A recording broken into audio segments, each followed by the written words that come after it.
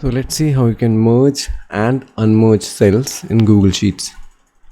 I'll just select maybe 2 rows and 2 columns like this.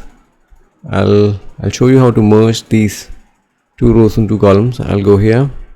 You can see, select the merge type option here, and you can select it and you can merge all. You can see that it's all merged into a single entity. You can do anything here. I'll just type in name, maybe center line this thing, wrap it up, vertical line, right? So this is how you can merge the cells to create a single cell. Similarly, you can also unmerge this thing. To unmerge, you just need to select the merged cell, go again to merge cell option. Here you have the option to unmerge. Click on unmerge and it goes back to what it was earlier, like this. So I hope you find this video useful. Do let me know your thoughts in the comments below. Thanks for watching.